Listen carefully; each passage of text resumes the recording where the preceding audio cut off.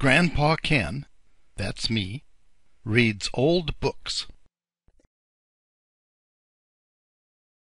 The Tale of Timmy Tiptoes by Beatrix Potter. Recording by Frank Woodward. Once upon a time, there was a little, fat, comfortable gray squirrel called Timmy Tiptoes. He had a nest thatched with leaves in the top of a tall tree. And he had a little squirrel wife called Goody. Timmy Tiptoes sat out enjoying the breeze. He whisked his tail and chuckled, "Little wife Goody, the nuts are ripe. We must lay up a store for winter and spring." Goody Tiptoes was busy pushing moss under the thatch. "The nest is so snug, we shall be sound asleep all winter. Then we shall wake up all the thinner when there is nothing to eat in springtime," replied prudent Timothy. When Timmy and Goody Tiptoes came to the nut thicket, they found other squirrels were there already. Timmy took off his jacket and hung it on a twig. They worked away quietly by themselves. Every day they made several journeys and picked up quantities of nuts. They carried them away in bags and stored them in several hollow stumps near the tree where they had built their nest. When these stumps were full, they began to empty the bags into a hole high up a tree that had belonged to a woodpecker. The nuts rattled down, down, down inside. "How shall you ever get them out again? It is like a money box," said Goody. "I shall be much thinner before springtime, my love," said Timmy Tiptoes, peeping into the hole. They did collect quantities, because they did not lose them. Squirrels who bury their nuts in the ground lose more than half, because they cannot remember the place. The most forgetful squirrel in the wood was called Silvertail. He began to dig, and he could not remember. And then he dug again and found some nuts that did not belong to him, and there was a fight. And other squirrels began to dig. The whole wood was in commotion. Unfortunately, just at this time, a flock of little birds flew by.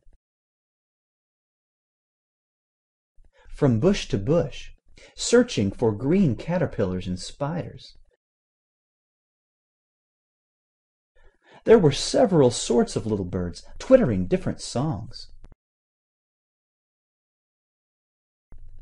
The first one sang, "Who's been digging up my nuts? Who's been digging up my nuts?" And another sang, "A little bit of bread and no cheese, a little bit of bread and no cheese." The squirrels followed and listened.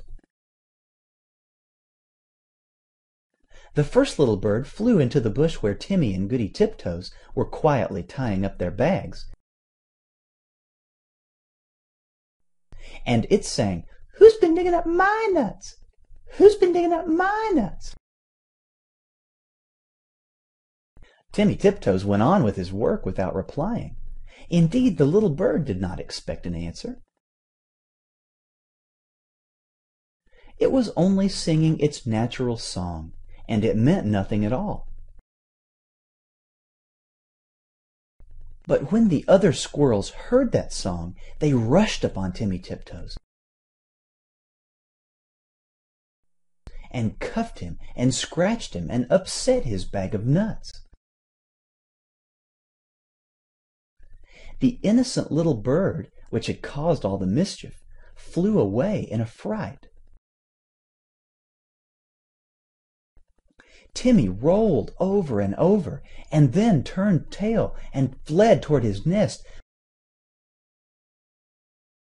followed by a crowd of squirrels shouting, "Who's been digging up my nuts?" They caught him, and they dragged him up the very same tree where there was the little round hole, and they pushed him in.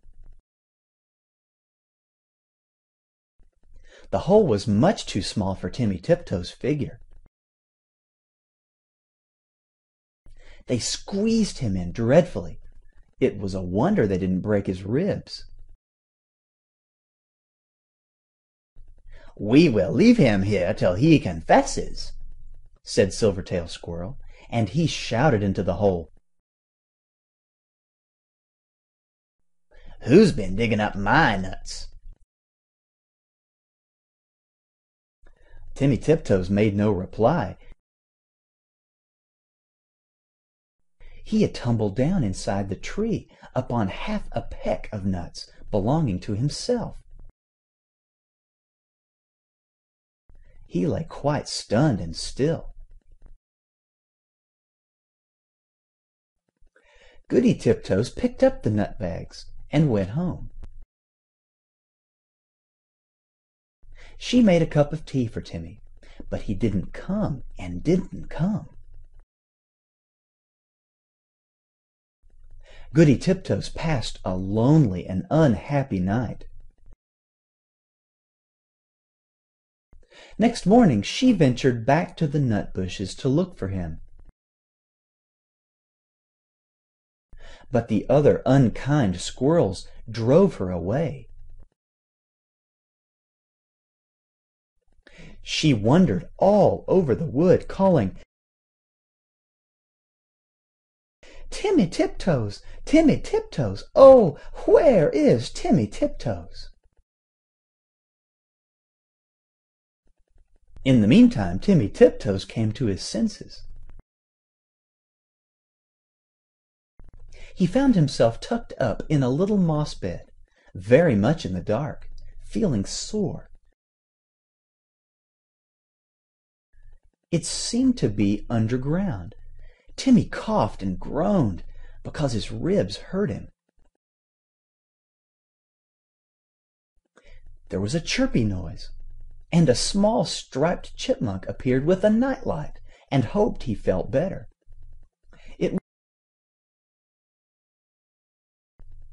It was most kind to Timmy Tiptoes. It lent him its nightcap, and the house was full of provisions. The chipmunk explained that it had rained nuts through the top of the tree. "Besides, I found a few buried." It laughed and chuckled when it heard Timmy's story. While Timmy was confined to bed, it enticed him to eat quantities.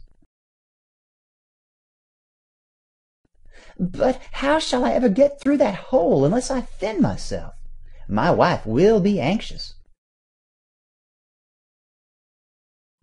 "Just another nut or 2 nuts. Let me crack them for you," said the chipmunk. Timmy Tiptoes grew fatter and fatter. Now, Goody Tiptoes had set to work again by herself. She did not put any more nuts into the woodpecker's hole, because she had always doubted how they could be got out again. She hid them under a tree root.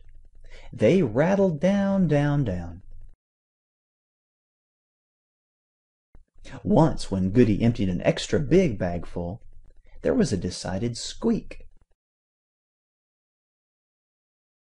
And the next time Goody bought another bagful, a little striped chipmunk scrambled out in a hurry. "It's getting perfectly full up downstairs. The sitting room is full, and they are rolling along the passage, and my husband, Chippy Hackey, has run away and left me. What is the explanation of these showers of nuts?" "I'm sure I beg your pardon. I did not know that anybody lived there," said Miss Goody Tiptoes. "But where is Chippy Hackey?" "My husband, Timmy Tiptoes, has run away too." "I know where Chippy Hackey is. A little bird told me," said Mrs. Chippy Hackey. And she led the way to the woodpecker's tree, and they listened at the hole. Down below there was a noise of nutcrackers, and a fat squirrel voice and a thin squirrel voice were singing together. "My little old man and I fell out. How shall we bring this matter about?" "Bring it about as well as you can, and get you gone, you little old man." "You could squeeze in through that little round hole," said Goody Tiptoes. "Yes, I could," said the chipmunk, "but my husband, Chippy Hackey, bites." Down below there was a noise of cracking nuts and nibbling. And then the fat squirrel voice and the thin squirrel voice sang, "For the diddle-dum day, day diddle-dum die, day diddle-diddle-dum day." Then Goody peeped in at the hole and called down, "Timmy Tiptoes! Oh, fie, Timmy Tiptoes!" And Timmy replied, "Is that you, Goody Tiptoes? Why, certainly." He came up and kissed Goody through the hole, but he was so fat that he could not get out. Chippy Hackey was not too fat, but he did not want to come. He stayed below and chuckled. And so it went on for a fortnight, till a big wind blew off the top of the tree and opened up the hole and let in the rain. Then Timmy Tiptoes came out and went home with an umbrella. But Chippy Hackey continued to camp out for another week, although it was uncomfortable. At last a large bear came walking through the wood. Perhaps he also was looking for nuts. He seemed to be sniffing around. Chippy Hackey went home in a hurry. And when Chippy Hackey got home, he found he had caught a cold in his head. And he was more uncomfortable still. And now Timmy and Goody Tiptoes keep their nut store fastened up with a little padlock. And whenever that little bird sees the chipmunks, he sings, "Who's been digging up my nuts? Who's been digging up my nuts?" but nobody ever answers. End The Tale of Timmy Tiptoes. A Kenamar Videobook. Visit us at kenamar.com.